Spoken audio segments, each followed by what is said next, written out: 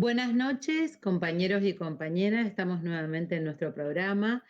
Hoy estamos con Ramón. ¿Cómo andas, Ramón? Buenas noches. Muy bien, buenas noches, ¿cómo están? Como lo anunciamos en nuestro flyer, vamos a abordar el tema de la deuda externa. Es un tema que está debatiéndose hoy muchísimo porque estamos quizás a pocos días de firmar un pacto, digamos, un nuevo pacto de endeudamiento con el Fondo Monetario Internacional después del papelón de la no visita de Milei a Trump y bueno, y todo lo de allí se deriva, digamos, de un gobierno también torpe, ¿no? Pero que está dispuesto a endeudar el país.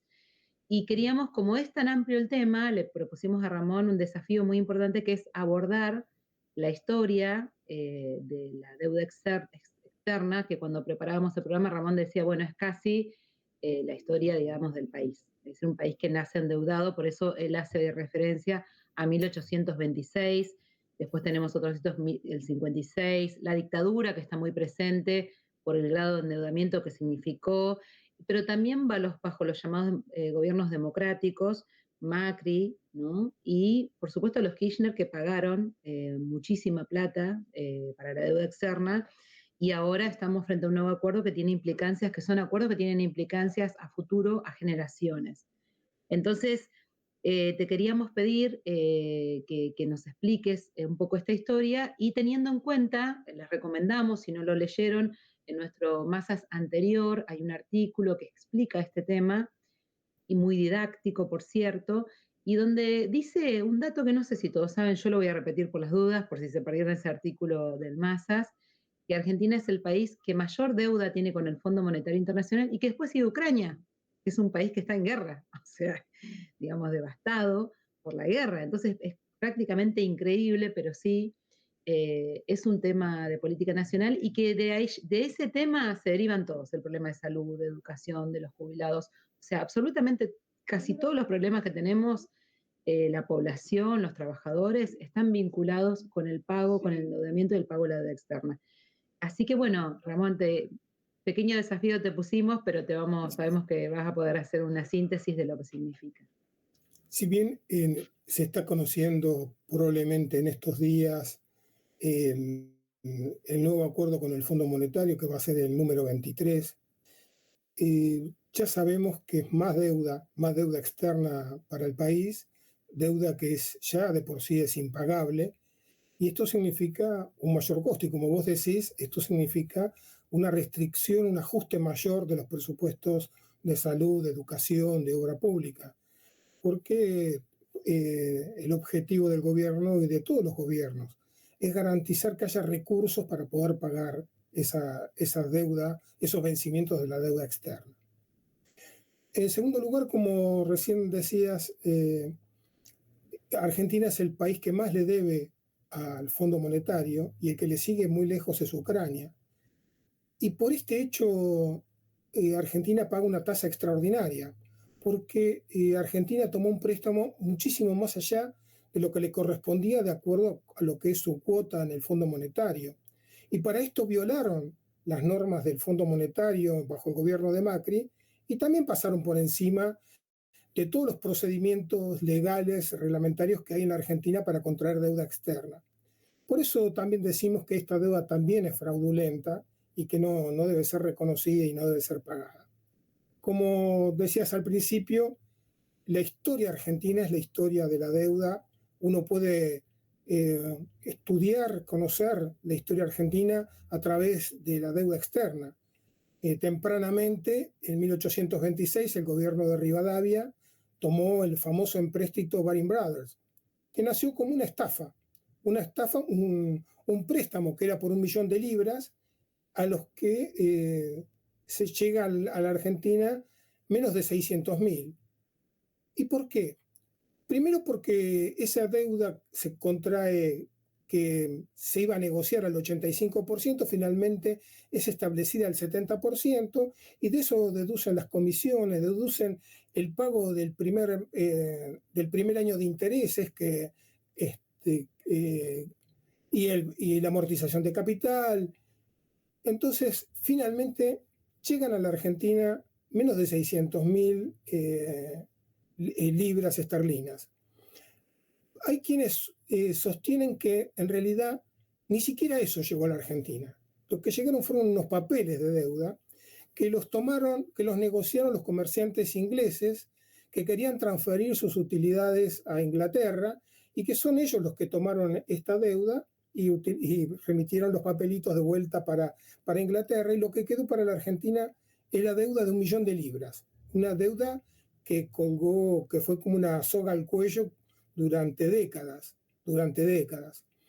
Es importante esto por las condiciones leoninas del acuerdo, porque por las tasas de interés, por las condiciones, por el hecho de que todas las quitas que hubo, el negociado, porque quienes negociaron este empréstito en nombre de la Argentina fueron Castro y Roberts, que eran vinculados a los negocios de los británicos en Buenos Aires, digamos, al comercio inglés. Entonces ellos tenían relaciones con los bancos, tenían relaciones con los acreedores, hicieron un buen negocio. Esta deuda crece porque hay años que no se pagan los intereses, se va acumulando la deuda, y se crea una situación en 1870, una situación de gran tensión porque Argentina no podía pagar la deuda y había tomado nueva deuda para afrontar la guerra con Paraguay. Claro. De aquel endeudamiento es de donde eh, eh, Sarmiento saca aquella estrofa, la gran deudora del sur, ¿no? Es decir, por Argentina. Y esto lleva a varias crisis, donde inclusive bajo los gobiernos siguientes se amenaza Bajo el con gobierno de Roca también, intervenir ¿no? Que directamente. toman deuda. Digo, bajo el gobierno de Roca también, ¿no? Está relacionado con lo que Claro, la mal llamada campaña del desierto, que es la ocupación y también toman deuda, claro. exterminación del pueblo mapuche, toman deuda para llevar adelante esa campaña. Y son deudas que prácticamente eran muy gravosas. El pago de los intereses ocupaba una parte enorme de lo que era el tesoro, de lo que era la recaudación de la nación. Préstamos muy gravosos. Y en dos oportunidades incluso se plantea la intervención militar de Inglaterra para cobrarse la deuda. En un momento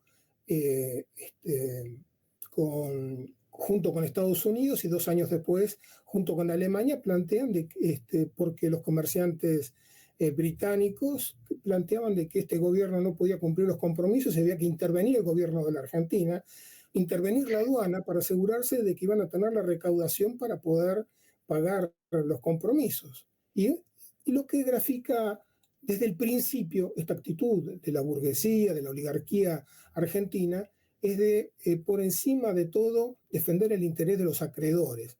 Como se decía, a costa del hambre y la sed de los argentinos, por encima de eso está la obligación de honrar de la deuda. Entonces, es un motivo de crisis en Argentina crecer. ¿Cuándo va a empezar a reducirse? Porque ya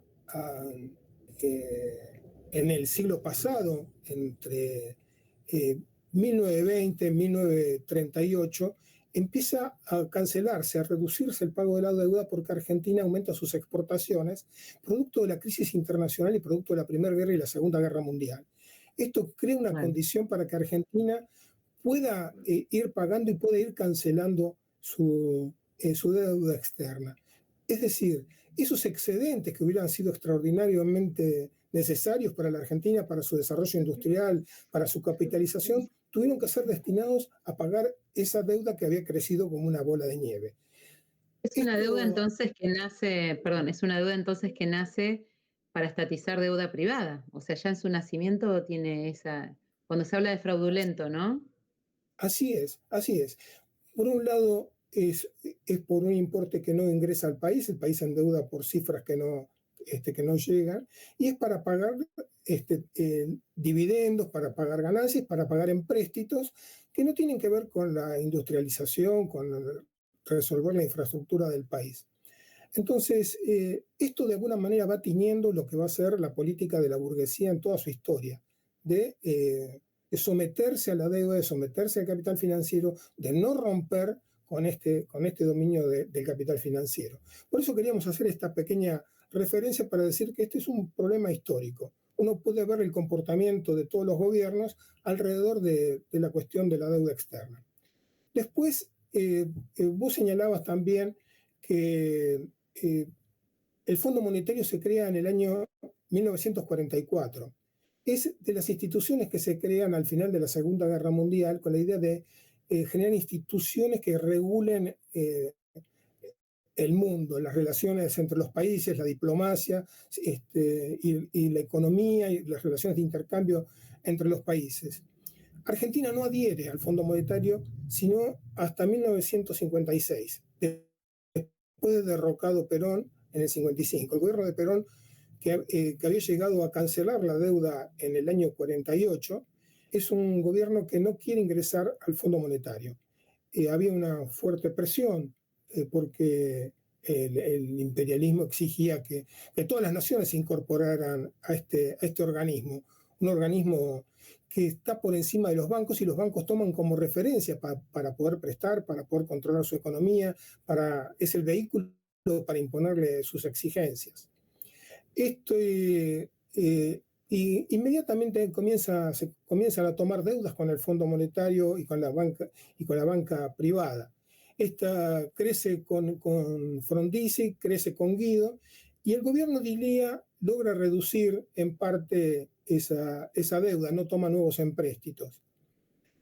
Esto es importante señalarlo porque hoy cuando hablamos de una deuda de $2 millones parece insignificante, es decir, no tenía mayor peso.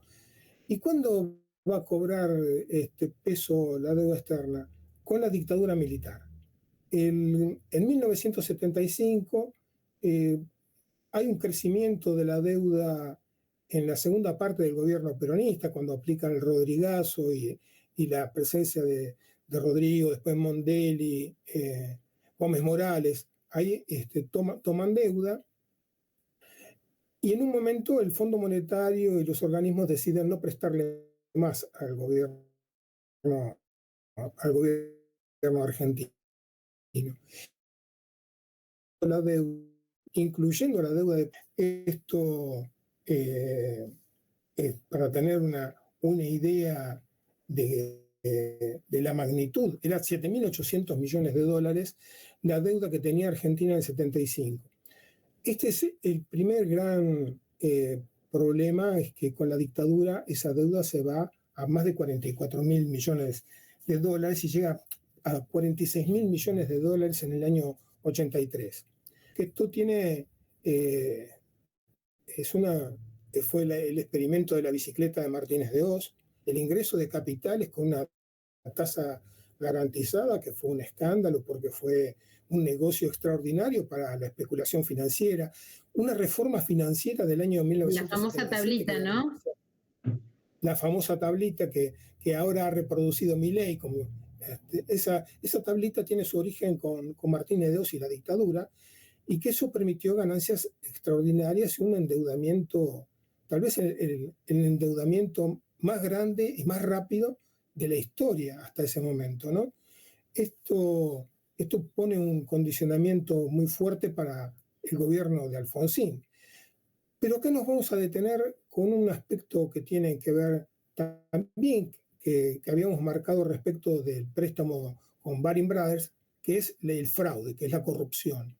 El hecho de que una cantidad de empresarios, no solamente porque se suman a la bicicleta, porque les asegura un tipo de cambio que hace que coloquen una tasa única en el mundo, extraordinaria, y ganar una cantidad de dólares que no se podía ganar en ningún lugar del mundo, sino que también aparece el fenómeno de los autopréstamos. Empresas que crean préstamos con sus casas matrices para transferir ganancias, porque de alguna manera por esa vía cargan intereses y bajan sus ganancias en el país. Y es una forma de esconder que ellos son los titulares de esa deuda, que no es una deuda real, porque son con las mismas empresas en el exterior. Pero no solamente toman los autopréstamos, sino que se comprobó que varias empresas pagaron varias veces los préstamos que tomaron. Como no había mucho control y mucho registro, pagaron varias veces y algunas pagaron deudas que nunca habían contraído.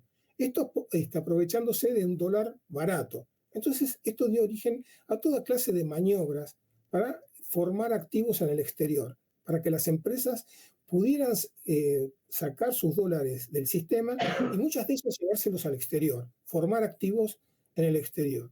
Esto ya ¿Te ahí puedo hacer vamos una a... pregunta?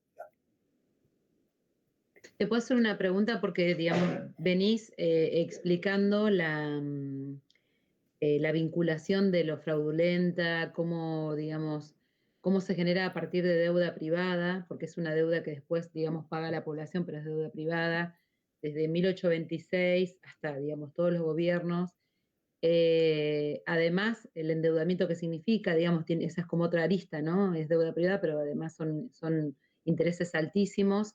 Ahora, digamos, está muy presente que además del interés altísimo, no quiero saltar ninguna etapa, esto tenía consecuencias en la población. Pero entiendo también que antes también, en privatizaciones, bueno, en los 90 todavía no llegamos a los 90, pero fue el escándalo de las privatizaciones de los trenes. Pero, ¿cuáles fueron las implicancias que eso tuvo? Porque son acuerdos de millones y millones que endeudan, pero además que dictan la economía del país. Es decir, tienen que hacer esto, lo otro. Bajo la dictadura, cuáles fueron las consecuencias que tuvo en la economía interna, ¿no? Además del endeudamiento? En ese sentido, vamos a encontrar algunas características que son similares al proceso bajo el menemismo y bajo Macri y las actuales, ¿no? Es decir, un dólar muy barato facilitaba que se importara cualquier tipo de mercaderías con la apertura de las importaciones, con lo cual ponía en jaque a la industria nacional. Esto fue un claro objetivo de desindustrializar el país. Es decir, la dictadura tuvo como objetivo terminar con la industrialización, debilitar al movimiento obrero, facilitando las importaciones. Pero no solamente las importaciones, sino también el turismo, porque bueno, era este dólar barato y para aquellos que tenían trabajo, que tenían un buen ingreso, hubo un crecimiento impresionante del turismo en el exterior. Pero también es fraudulenta por un hecho, tal vez el fraude más grande es la evasión, digamos, la fuga de divisas que se estimó que fue alrededor de unos 20.000 millones de dólares, utilizando todos estos recursos que mencionaba anteriormente. Pero peor que todo es la estatización de la deuda. El, el Estado estableció un mecanismo de garantía por el cual el que ingresaba los préstamos tenía garantía, podía tomar un seguro de garantía por el cual si había una devaluación fuerte iba a pagar a un dólar que ya estaba prefijado anteriormente. Es decir, prácticamente eran eliminar toda clase de riesgo para el especulador. La especulación financiera estaba liberada de todo riesgo. Ahora, esta deuda se estatiza, de hecho se ve claramente, cualquiera que pueda entrar en la historia del Banco Central puede ver cómo la deuda privada va bajando año tras año porque el Estado se va haciendo cargo de esa deuda privada hasta llegar a niveles insignificantes. Crecía la deuda del Estado y decrecía la deuda privada porque era tomada por el Estado. Ahora, este mecanismo, es decir, vos preguntáis, ¿pero esto cómo impacta en la población? Bueno, la deuda la terminamos pagando todos, porque sale de las reservas del Banco Central. Es plata que se retira de los presupuestos de educación, de salud, de vivienda, para destinarlos al pago de la deuda externa. Pero además, esto tenía un impacto, como decía antes, en la desocupación, en la desindustrialización del país. Empieza a aparecer el fenómeno del subempleo, el empleo negro, la desocupación masiva de la población. Este es el efecto de estas políticas. Entonces es una combinación de fraude y destrucción masiva de fuerzas productivas bajo la dictadura. Esto no vamos a hablar ahora de los otros crímenes de la dictadura, pero acá a veces aparece oculto detrás del problema de Malvinas o de los 30.000 desaparecidos y la represión salvaje de la dictadura, aparece oculto el problema del fraude, de la estafa, del vaciamiento del Ujú. país por la vía de la deuda externa, ¿no? Es decir, este sometimiento al capital financiero por parte de esta dictadura. Bien, entonces vos, digamos, arrancamos con 1826, pasamos, digamos, 1878, 1879, el 56, la dictadura, y luego tenemos el advenimiento de los gobiernos democráticos dentro de lo que nosotros caracterizamos como una democracia burguesa, porque entendemos que hay una continuidad de la clase social que gobierna, es algo que siempre explicamos del partido para que todos entiendan cuando hablamos de la dictadura del capital a qué nos referimos. ¿Qué pasó después con el advenimiento de la democracia, digamos? Porque la esperanza de mucha gente era que no se honre una deuda fraudulenta bajo un gobierno de facto, de un golpe de Estado. Había esa ilusión, ¿no? De que se iba a hacer una Exacto. revisión, siempre está esa ilusión de que se va a hacer una revisión, de que mínimamente decir, bueno, esto lo hizo un gobierno que no fue elegido, entonces es algo que no se debería ni siquiera pagar. ¿Qué pasó después? Sí, acá hay un agravante de la deuda que en los 70 hubo una gran expansión del crédito, es decir, con los petrodólares hubo un exceso de liquidez en el mundo, entonces el capital financiero le trataba de imponer préstamos a todo el mundo muy fácilmente, sin ningún requisito, y la tasa de interés era relativamente baja. Pero esto se da vuelta a principios de los 80 y la tasa se dispara al 20% porque hay un fenómeno de iliquidez, entonces los intereses pasan a tener son expropiatorios, es decir, llega prácticamente en el año 81-82 al 20%. Pero ahora vamos a esta parte que vos decís que es muy importante. El gobierno de Alfonsín y toda la democracia reconoció eh, toda la deuda externa de la dictadura, tomada ilegalmente. Le estaban prestando dinero a un gobierno de facto que no tenía ninguna representación legal. Entonces, en un primer momento, Alfonsín planteó la idea de investigar la deuda. Había que auditar la deuda porque ciertamente no se sabía, no había forma de saber cuánto debía la Argentina.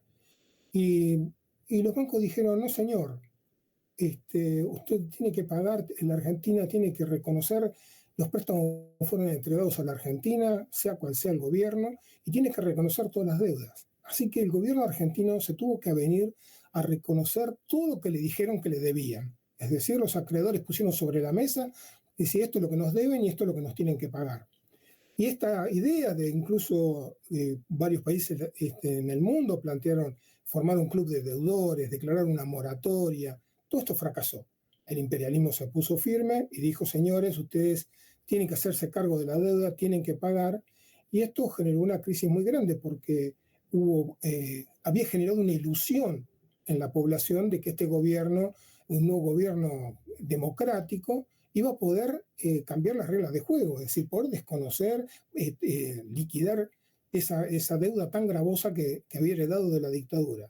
Sin embargo, esto valió que el primer ministro de Alfonsín, que fue Greenspan, que fue el que llevó adelante las negociaciones y que incluso es muy interesante sus comentarios, sus artículos sobre cómo se negoció la deuda, cómo le impusieron la deuda y cómo el gobierno terminó acatando esta orden.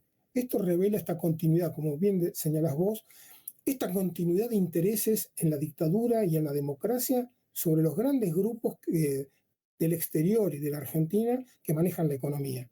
Ellos impusieron que el gobierno de Alfonsín tenía que reconocer esta deuda. Esto generó varias crisis y el gobierno tuvo que hacer primero el plan austral a mediados del 85, ese plan que diseñó con el imperialismo no funcionó, que también era una especie de 1 a 1, cuando se había planteado el desagio de 1 a 0,800, donde decían, bueno, el peso vale más que el dólar, y con la idea de generar un tipo de estabilización que fracasó y llevó al plan Primavera y que después llevó a una nueva crisis porque Alfonsín no pudo pagar los intereses, y esto planteó un problema de la banca internacional porque dice, si Argentina entra en cesación de pagos, esto puede generar una corrida internacional. Entonces hay que idear un mecanismo por el cual Argentina pueda pagar su deuda. Y ahí empieza a pergeñarse lo que se conoció después como el Plan Brady. ¿Cómo hacer que esos bonos que valían nada, que valían basura, pudieran ser intercambiados por empresas, por recursos del país? Valorizar esos bonos para asegurarse de que iban a ser pagados de cualquier forma. Esto después es lo que va a llevar adelante en gran escala Menem, con la privatización de las empresas, tomando esos bonos Claro. como parte de pago. Entonces, los bancos, los grandes bancos que eran acreedores de la Argentina, se quedan con las principales sí, las principales empresas estatales de la Argentina, se quedan con sus recursos por chirolas. Esta es la realidad, Justo te porque iba a mencionar que pagar por justo, esos bonos el 100% cuando esos bonos valían entre el 20 y el 30% de su valor de lámina, ¿no? claro, justo te iba a mencionar ahora que estamos cerca de Semana Santa y todos nos acordamos de la casa está en orden, bueno, todo, digamos, todo lo que ocurrió bajo el gobierno de... Bueno, todos nos acordamos lo que tenemos de esa edad, porque capaz que algunos jóvenes que están mirando el programa no saben de qué estamos hablando, pero de las crisis, sucesivas crisis que tiene el gobierno de Alfonsín, que lleva después, Claro. digamos, una retirada previa, y viene el menemismo, que digamos, también va a implicar una enorme privatización de empresas públicas, entre ellos yo mencionaba antes los ferrocarriles, pero bueno, una cantidad de empresas, ¿no? Sí, digamos que esto que señalás vos es el último periodo de Alfonsín, fue extremadamente crítico. Tuvo que adelantar las elecciones y tuvo que adelantar la entrega del gobierno. Es decir, el capital financiero ya le había soltado la mano, no le daba nuevos préstamos, el gobierno estaba acorralado, y hubo una devaluación extraordinaria de la moneda que llevó a un proceso hiperinflacionario que estalló en el año 89. Esto, es decir, con tasas de inflación increíbles y también tasas de interés extraordinarias, es decir, un mecanismo donde esta hiperinflación generó una locura, un pánico colectivo, porque el dinero se escurría entre las manos. Nunca había ocurrido algo que a esta velocidad se depreciara la moneda. Entonces recuerdo que en un momento cobrábamos el sueldo semanalmente. Los días viernes cobrábamos porque había que salir a comprar los alimentos y pagar las cuentas, porque después eso se disolvía, porque estaban remarcando los productos todos los días. En eso desembocó la crisis de Alfonsín. Y Alfonsín quiso empezar con el problema de privatizaciones, pero el peronismo dijo, lo frenó, llegó a un acuerdo con la banca internacional, le dijo, no negocian más nada con el gobierno, nosotros nos vamos a hacer cargo del nuevo gobierno y nosotros vamos a llevar adelante las privatizaciones. Esto también es algo que comenta Terraño. Terraño quiso empezar con la privatización de aerolíneas y no con una aerolínea, si mal no recuerdo, sueca, y quedó en la nada porque el peronismo dijo, no, nosotros vamos a hacernos cargo del gobierno y nosotros vamos a llevar adelante este proceso de privatizaciones. Entonces ahí empezamos otro periodo de superendeudamiento. Ese Eso endeudamiento. te iba a recordar que quedan 15 minutos más o menos para terminar. Y claro, nos falta Menem, Macri, pero quizás que abordemos el periodo de Menem y en el próximo capítulo retomemos con Macri, Kirchner y Milei, ¿no? Porque claro, son Sí, una cantidad de datos que... vamos a tratar de sintetizarlo lo más Bueno, que podamos, bueno, ¿no? qué Porque hay muchas genio. cosas que son conocidas, pero Claro. es importante.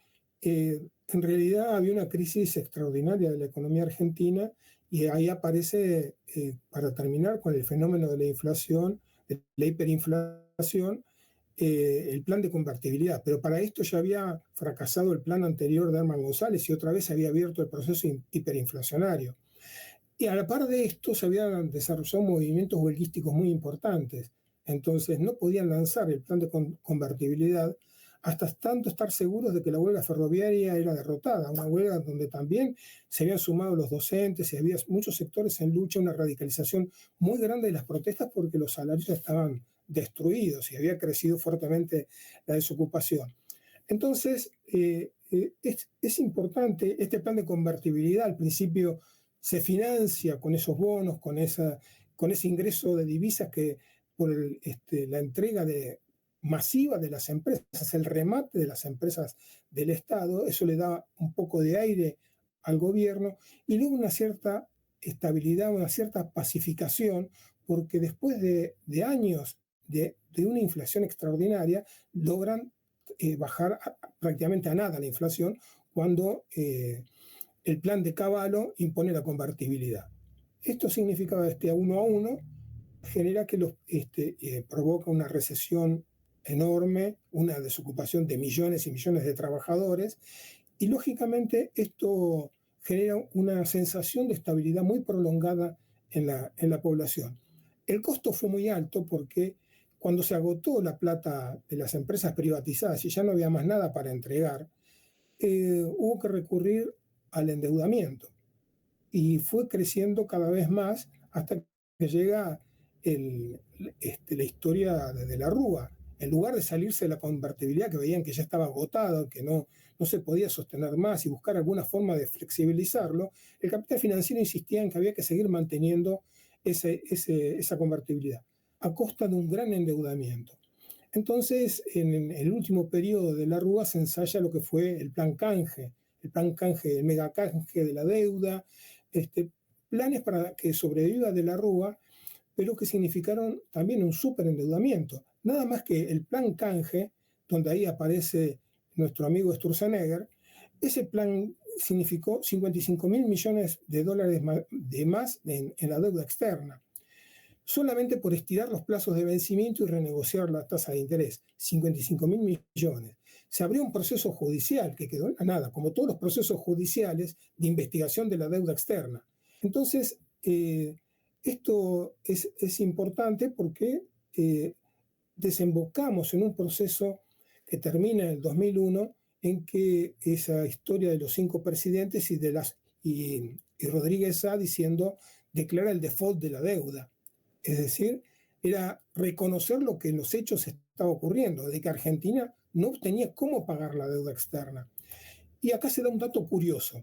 Argentina conoce entre un periodo extraordinario de crecimiento de la economía sobre la base de una destrucción previa muy importante. La economía había entrado en un pozo bajo el gobierno de Menem, con la desocupación, con la recesión, con la destrucción de las empresas, y a partir de ahí se empieza a recomponer la economía cuando se sale de la convertibilidad.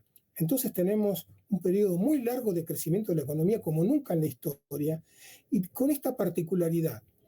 Al estar la deuda en default, no había a quién pagarle la deuda. Fueron varios años de que se fue bicicleteando el pago de la deuda con la idea de negociar en mejores condiciones. Y cuando se negocia con una quita y con facilidades para pagar la deuda. Y ahí es cuando también Néstor Kirchner decide cancelar la deuda con el Fondo Monetario. Es decir, salir de los controles, las auditorías y el manejo del Fondo Monetario.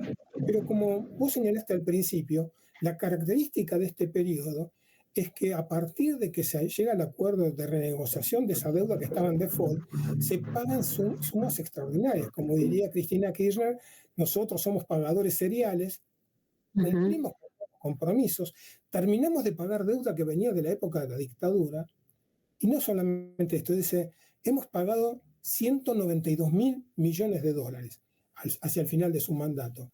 Esto por el cuestionamiento que le decían que era casi revolucionario, izquierdista, nacionalista. Conmigo las empresas ganan como nunca, hemos pagado toda la deuda y más, hemos pagado hasta la deuda que venía de la dictadura. Entonces, esto es muy importante tenerlo en cuenta. Este pago masivo de la deuda, bajar la deuda externa del país, es lo que le va a permitir a Macri tomar deuda. Como decía Duhovne, Argentina es uno de los países con el nivel más bajo de endeudamiento en el mundo, de endeudamiento externo. Entonces tenemos un horizonte de endeudamiento extraordinario. Entonces tenemos que salir a endeudarnos. Es sobre la base del pago anterior, de ese pago monumental que se hizo en los años anteriores, que tienen las condiciones para tomar masivamente deuda, que es lo que hace Macri. Es mentira Bien, lo que se dice de que Macri toma la deuda del Fondo Monetario para cancelar deuda. Porque si fuera así, cuando uno cambia de deudor sigue debiendo lo mismo. Sin embargo, la deuda claro. externa con Macri creció y creció en decenas de miles de millones de dólares.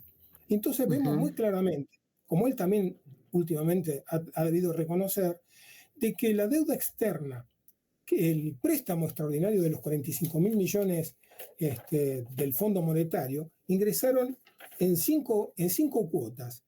Ingresaron en junio del 2018, en octubre del 2018, en diciembre del 2018, en abril del 2019 y en julio del 2019. Cuando recibió la primera cuota, las reservas del Banco Central eran 48.200 millones de dólares. Cuando terminó este periodo, un par de meses después, volvió a ser 48.200. Quiere decir que en ese periodo los 44.867 dólares que ingresaron del Fondo Monetario desaparecieron de las reservas. ¿Y a dónde fueron a parar? Fueron a parar a pagar a todos los especuladores que habían tomado, que se habían enganchado en la bicicleta de Caputo, que habían hecho sus grandes negocios. Y ese recurso extraordinario, porque ir al Fondo Monetario es ir ahí, cuando ya nadie te presta, donde no hay a dónde recurrir, recurrís al Fondo Monetario y toman esta deuda extraordinaria. ¿Para qué? Para poder facilitar la fuga de todos los amigos del gobierno que estaban haciendo la bicicleta, que estaban haciendo grandes negocios y se querían pasar del peso al dólar. Y esto es lo Está que bueno la Fondo Monetaria lo termina echando a Caputo y diciéndole, claro. Y esto ahora está de venga para nuevo. esto. Y este Bueno, y préstamo ahora nos queda a nosotros.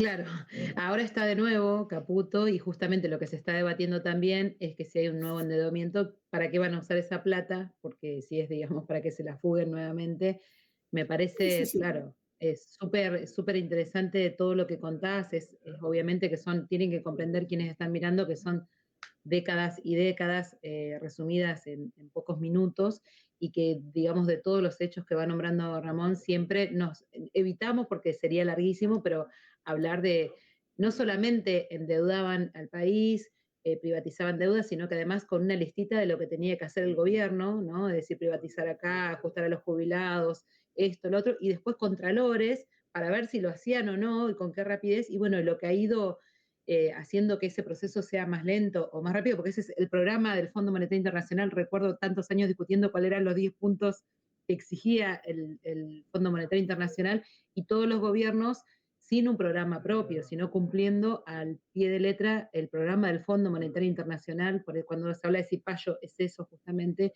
y si no lo han aplicado ha sido por las grandes resistencias, por eso la consigna del no pago de la deuda externa tiene una vigencia enorme, no es una consigna que es vieja, que no tiene sentido, porque siempre se hace debate, bueno, pero eso no lo podemos hacer. Es decir, no podemos hacer nada si no hacemos eso, ¿no? Pero bueno, vamos a seguir en el próximo capítulo y vamos a retomar los últimos estos años y por supuesto, porque bueno, lo del mega canje, todo lo que pasó con Macri, y vamos a retomar el nuevo acuerdo, ¿no? Ya para ir cerrando. ¿Qué te parece? Sí, esto que decís es fundamental. La historia de la deuda es la rapiña del país y pinta de cuerpo entero a una burguesía que es incapaz de desarrollar el país, que se ha vuelto cada vez más parasitaria, que ha contribuido a ese saqueo y que cada vez que se quiso investigar la deuda ha bloqueado.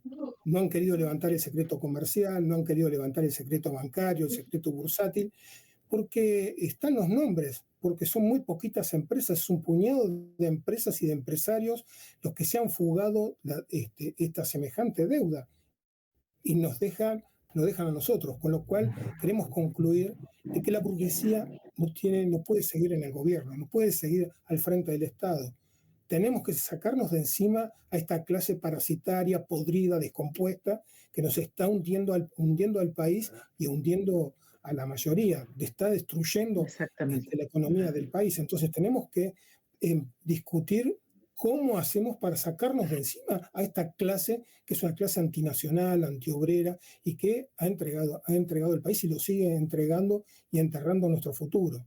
Esta es un poco la Bien, conclusión de esto, ¿no? Es decir, porque el gobierno de Fernández tuvo la oportunidad de haber desconocido este acuerdo que era ilegal del Fondo Monetario, el acuerdo de Macri. Sin embargo, lo reconocieron y lo hicieron validar por el Congreso. Esto lo podemos retomar en bien, la próxima es muy sobre la importante.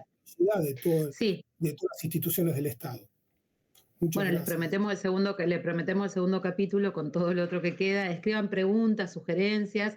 Sabemos que es un tema que es bastante polémico también, porque hay gente que dice, bueno, ¿y si no pagamos la deuda qué? Y nosotros decimos, ¿y si pagamos qué? Es esto, ¿no? Es un tema que genera debate y les prometemos que pronto va a salir el próximo capítulo. Queremos también investigar sobre de qué se va a tratar concretamente, aunque no siempre se tiene toda la información, pero algo por ahí se va a filtrar de los acuerdos con el Fondo Monetario Internacional, porque deberían ser abiertos, conocerse, que el Congreso lo discuta. Eso no pasa porque esto es una farsa, digamos, de democracia. Pero bueno, de lo que se filtre vamos a estar debatiendo, así que los esperamos para el segundo capítulo de esta historia y actualidad de la deuda externa y cómo está ligado y cómo está ligado íntimamente con nuestras condiciones de vida y nuestro futuro. Muchas gracias, Ramón. Muchas Les gracias. pedimos que pongan me gusta, que compartan el programa, así se puede difundir estas ideas. Y bueno, si hay polémicas, bienvenidas sean. Muchas gracias y buenas Muy noches. bien, buenas noches.